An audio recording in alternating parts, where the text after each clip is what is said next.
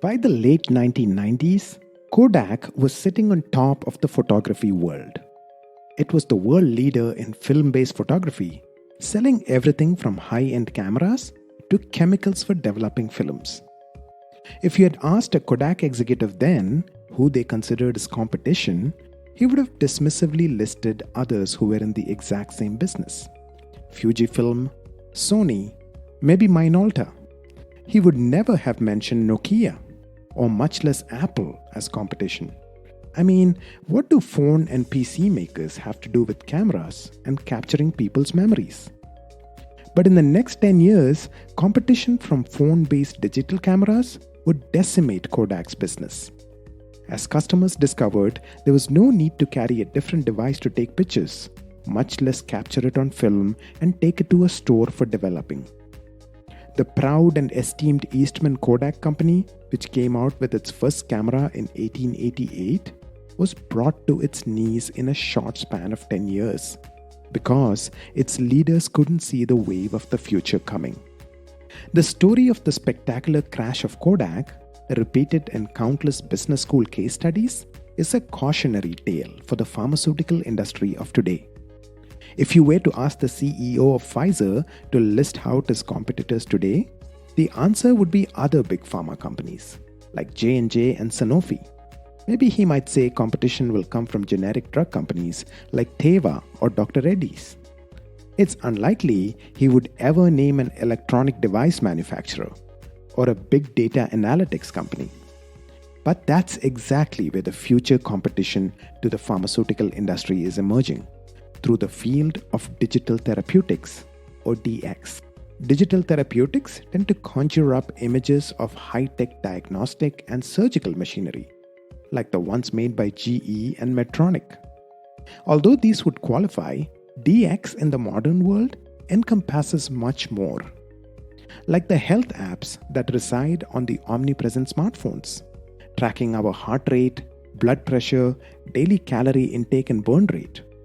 Our lifestyle apps that tell us everything from the best diets to follow, when to get our teeth cleaned, or how to track the menstrual cycle. There are apps and devices made for specific ailments like diabetes, which allow a patient to better manage this chronic condition. Compared to traditional reactive therapies like medicines, these proactive services have one big advantage. They put the patient at the center. So, Dr. Reddy's probably sells the same medicine to an 18-year-old diabetic and to his diabetic grandmother. But the leading digital therapeutics company for diabetes, Livongo, puts the patient at the center. They give personalized insights, connected devices, health coaching, and ready-made reports for doctors on a patient's unique health profile, his pre-existing conditions, and typical blood sugar swings based on time and food, so the doctors can prescribe highly specific drugs. They can do this because they traffic in the currency of the 21st century, patient data. In fact, Livongo gives all the testing supplies needed for diabetes patients absolutely free.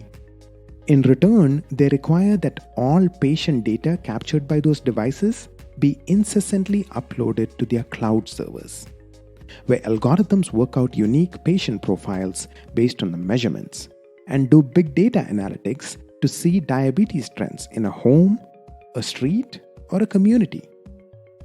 Players like Livongo are already eating into traditional healthcare provider revenue. One study found that Livongo users reduced their medical costs for diabetes by 17% and their emergency room visits by 21%. Now imagine what large-scale adoption of this service would do to pharmaceutical companies who rely on blockbuster diabetes medicines. With their inherent lean towards innovation, digital therapeutics companies also are more nimble than traditional players, who are more used to the decade-long drug development timeframes. For example, with the advent of the COVID-19 pandemic, Apple noticed that more users were interested in monitoring their blood oxygen levels. They were able to add an update to their popular Apple smartwatch to measure blood oxygen levels within a few months, while the pandemic was still raging. a product launch timeline that traditional drug companies can only dream of. More proof of the DX wave coming?